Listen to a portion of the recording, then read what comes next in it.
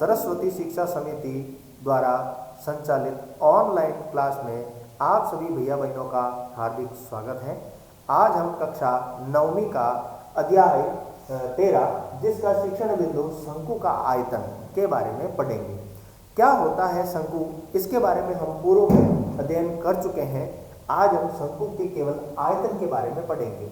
जैसा कि आपको मैंने पूर्व में बताया है, इसको शंकु कहते हैं और इसको बेलन।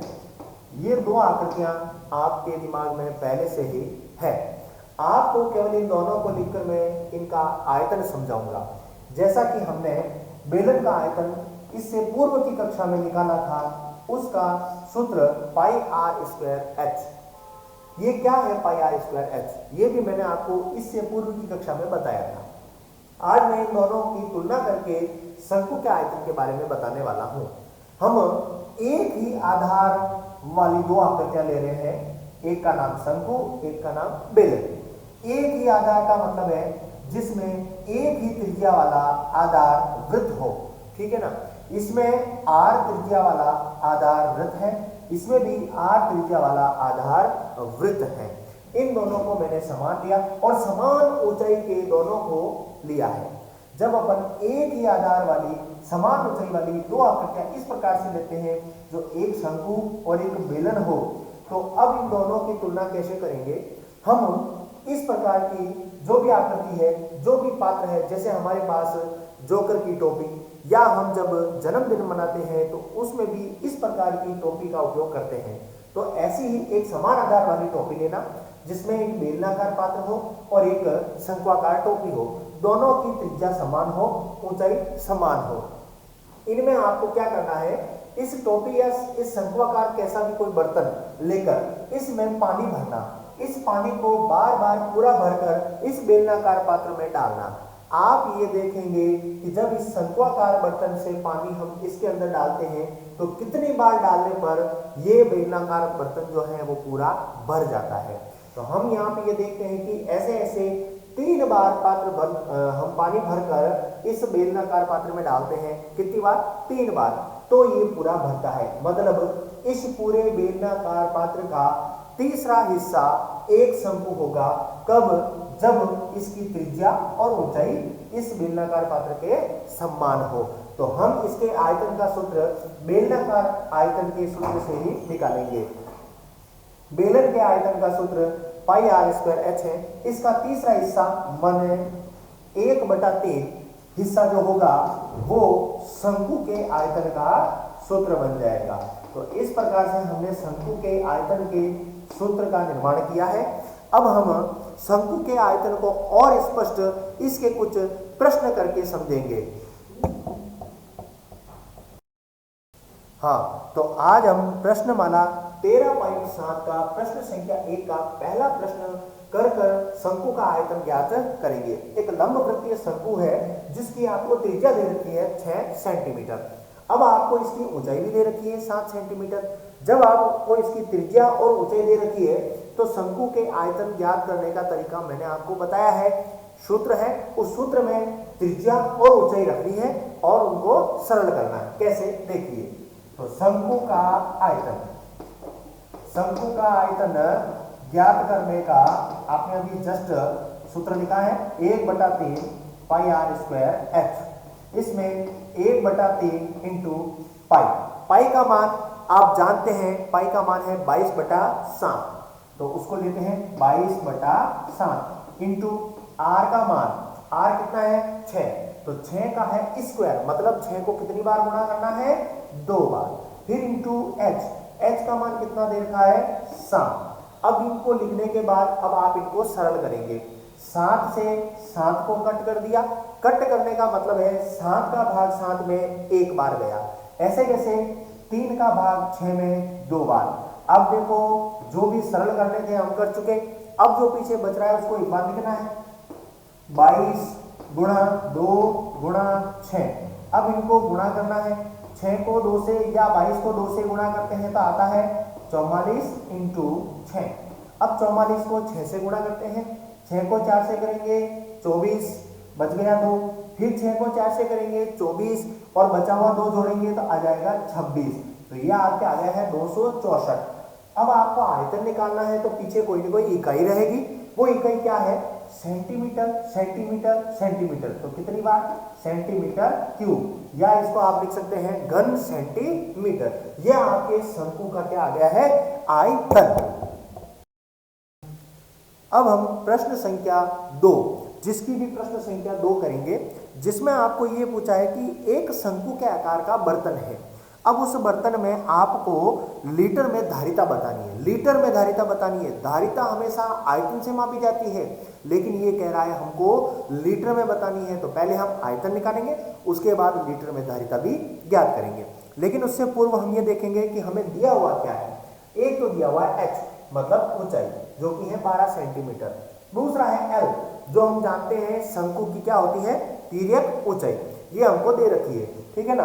तो हमें अब ये दो मान दे रखे हैं, लेकिन हम जानते हैं शंक्वाकार कैसा भी बर्तन हो, शंक्वाकार कैसा भी बर्तन हो, उस बर्तन की अगर हमें आयतन ज्ञात करना है तो उसका सूत्र वही है जो हमने सीखा है, 1/3 पाई r स्क्वायर h, जिसमें हमें h तो मिल गया है लेकिन r नहीं मिला है। और r को ज्ञात करने का तरीका भी हमने पूर्व में सीखा है पाइथागोरस प्रमेय से। तो हम उस पाइथागोरस प्रमेय का प्रयोग करेंगे और r का मान ज्ञात करेंगे। हम जानते हैं r का मान जो होता है वो √L² माइनस h² होगा, जहां पे आपको r बराबर √L का मान कितना है 13, उसका स्क्वायर करना है, माइनस h का मान कितना है 12, उसका स्क्वायर करना है। √13 का जब हम वर्ग करेंगे तो 13 का वर्ग 169 होगा।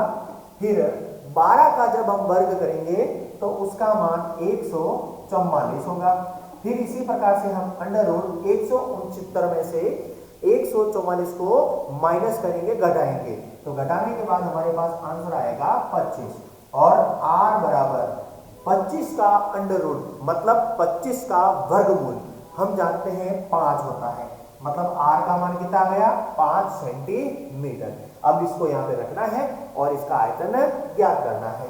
तो हम इसका आयतन ज्ञात करते हैं भाई, आयतन बराबर 1/3 इंटू पाई का मान 22/7 इंटू r का मान 5 इंटू 5 इंटू h का मान हमारे पास है 12।